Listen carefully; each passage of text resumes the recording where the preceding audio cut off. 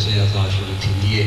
مولانا صاحب قبلہ خطاب کریں دل فضل حسین شاہ صاحب قبلہ اور 4 بجے قبلہ علامہ سے منتقل نقوی قبلہ خطاب فرمائیں دے تو ان دے بعد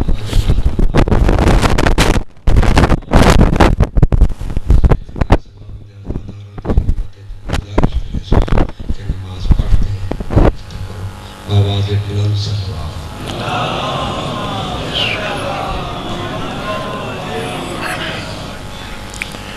قبولیت عبادات کے لیے بآواز بلند صلوات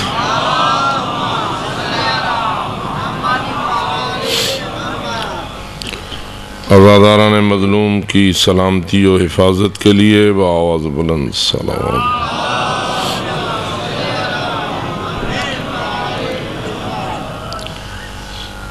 حاجت مندان کی حاجت روائی مریض اہل ایمان کی شفا یابی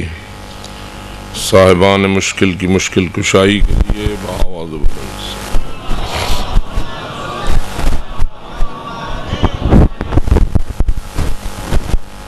شہدائے مکتب اسلام مکتب آل محمد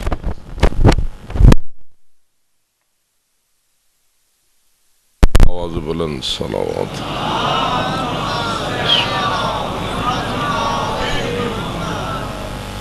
دشمنان آل محمد کی سازشوں کی ناکامی اور ان کی رسوائی کے لیے بآواز بلند صلوات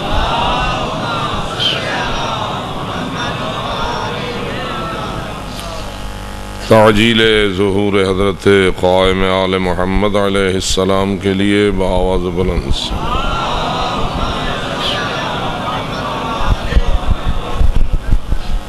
ماشاء اللہ لا حول ولا قوة الا باللہ العلی العظیم رب اشرح لی صدری ویسر لی امری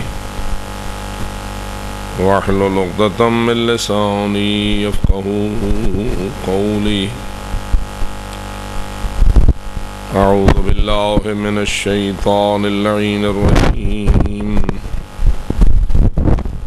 بسم اللہ الرحمن الرحیم الحمد للہ رب العالمین والصلاة والسلام علی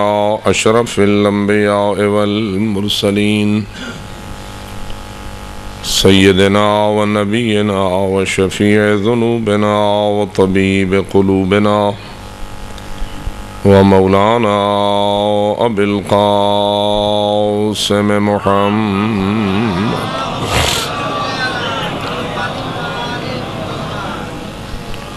والصلاة والسلام على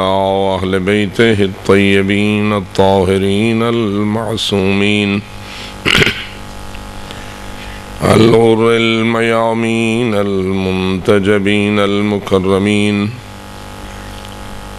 الذين أذهب الله عنهم الرجس وطهرهم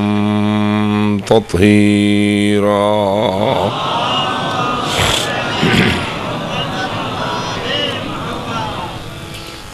ورحمة الله على أحبابهم وأصحابهم وشيعتهم ومواليهم أجمعين ولعنة الله على أعدائهم وقاتليهم وظالميهم ملعونين من يوم عداوتهم إلى أبد الآبدين أما بعد فقد قال الله تبارك وتعالى في كتابه المبين وخطابه المتين بسم الله الرحمن الرحيم إنما يريد الله ليذهب عنكم الرجس أهل البيت ويطهركم تطهيرا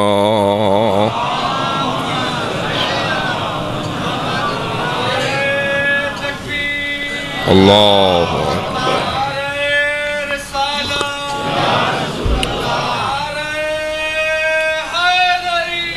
یا علی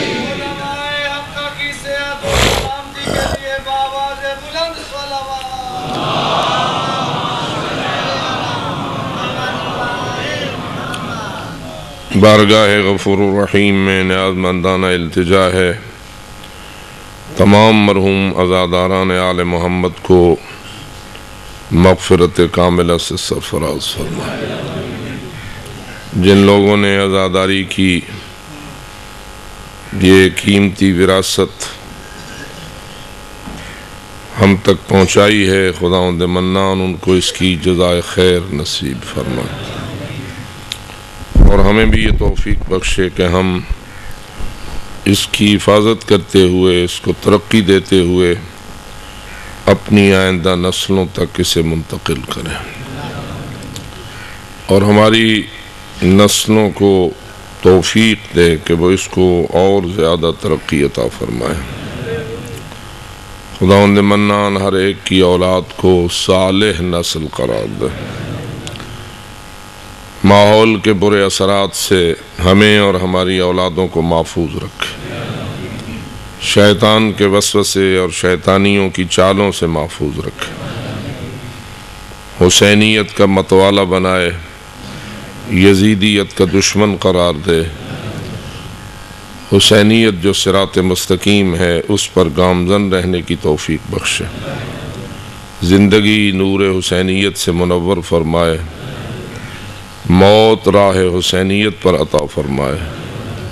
اور حشر حسینیوں کے درمیان فرمائے۔ اپنی ان دعاؤں کی قبولیت کے لیے بآواز بلند صلوات۔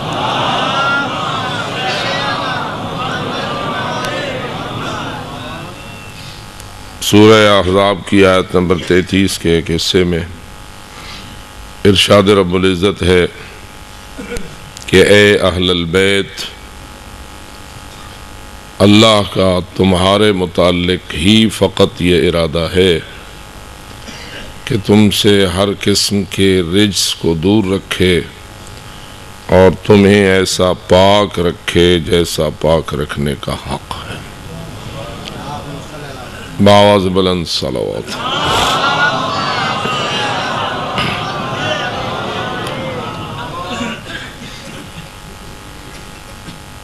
عرض کیا جا رہا تھا کہ خالق کائنات نے انسان کو کامیاب بنانے اور ابدی سعادت تک پہنچانے کے لیے جہاں اس کی سعادت دنیا کا انتظام فرمایا ہے، وہاں اس کی سعادت ابدی اور سعادت اخروی کا نظام بنایا ہے۔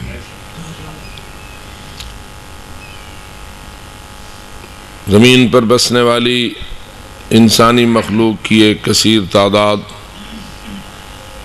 دنیاوی سعادت کو بہت زیادہ اہمیت دیتی ہے، جبکہ اللہ کا قرآن اور اللہ کا دین دنیاوی سعادت سے زیادہ اخروی سعادت کو اہمیت دیتا ہے۔ جو لوگ اللہ سے فقط دنیا مانگیں تو فرماتا ہے من الناس من یقول ربنا آتنا فی الدنیا حسنہ، کچھ لوگ ایسے ہیں جو ہم سے فقط دنیا کی اچھائی مانگتے ہیں، نوتے ہی منہا، فرماتا ہے ہم اسے دنیا دے دیتے ہیں، لیکن وما لہ فی الآخرۃ من خلاق، ایسے شخص کے لیے میرے پاس آخرت میں کوئی حصہ نہیں ہوگا۔ ومن الناس من یقول ربنا آتنا فی الدنیا حسنہ وفی الآخرۃ حسنہ وقنا عذاب النار، ہاں وہ لوگ مجھے زیادہ پسند ہیں جو مجھ سے دنیاوی نیکی کے ساتھ ساتھ اخروی نیکی بھی مانگتے ہیں اور عرض کرتے ہیں کہ اللہ ہمیں دنیا کی حسنہ بھی نصیب فرما، آخرت کی حسنہ بھی نصیب فرما اور ہمیں جہنم کے عذاب سے محفوظ فرما۔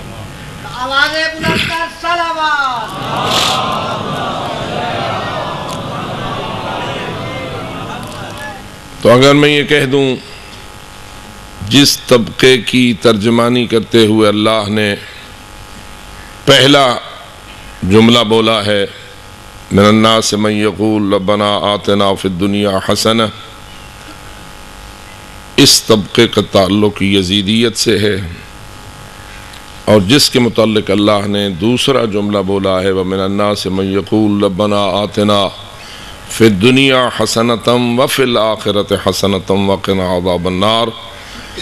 اس طبقے کا تعلق حسینیت سے۔ محرم الحرام یزیدیت کے لیے نہیں، حسینیت کے لیے۔ محرم الحرام یزیدیت سے دور کرنے کا نسخہ ہے،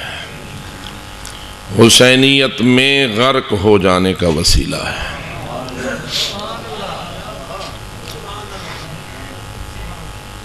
لیکن اگرچہ کہ تعبیر رب العزت کی دعائیہ انداز میں ہے کہ پہلا جملہ بھی ربنا آتنا فی الدنیا حسنہ ربنا کے ساتھ ہے اور آتنا کے ساتھ ہے، اور دوسرا جملہ بھی ربنا کے ساتھ ہے اور آتنا کے ساتھ ہے، لیکن اس میں دعا سے زیادہ ہدایت مقصود ہے۔ گویا اللہ نے وہی انداز اپنایا ہے جو حضرت امام علی زین العابدین نے علیہ السلام اپنے صحیفہ سجادیہ میں اپنایا ہے۔ انداز دعائی ہے، مقصد ہدایت ہے، اور گویا حضرت امام سجاد نے ہمیں سمجھا دیا ہے اگر زمانہ ایسے ڈگر پہ چلے کہ تمہارے لیے حق کو ظاہر کرنے اور حق کو بیان کرنے کی کوئی اور آزادی نہ ہو، تو پھر ایک سب سے مؤثر راستہ یہ بھی ہے بات اللہ سے کرو، سناؤ اللہ کی مخلوق کو۔ مخاطب تمہارا ظاہراً رب العزت ہو، لیکن حقیقتاً تمہارا مقصود اللہ کی مخلوق کو پیغام حق پہنچانا ہو۔ بے شک یہ انداز دعائیہ ہے، لیکن دعا بھی اس وقت تک مؤثر نہیں ہوتی جب تک کہ دعا مانگنے والا اتنی کوشش نہ کرے جتنی کوشش اس کے اپنے بس میں ہے۔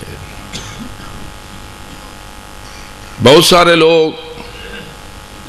دعا مانگ کر سمجھتے ہیں ہماری ذمہ داری دعا مانگ کے ختم ہو گئی، لیکن یہ خلاف حق ہے۔ حق یہ ہے کہ دعا مانگ، لیکن اپنی بساط کی حد تک اس دعا کے لیے کوشش بھی کر۔ اگر تو اللہ سے رزق چاہتا ہے، رزق کی دعا مانگتا ہے، تو اللہ یہ کہتا ہے جو طاقت میں نے تجھے دی ہے تو وسائل تیرے اختیار میں ہیں، جتنا تیرے بس میں ہے اتنا رزق کی تلاش کی تو کوشش کر، پھر مجھ سے دعا مانگ۔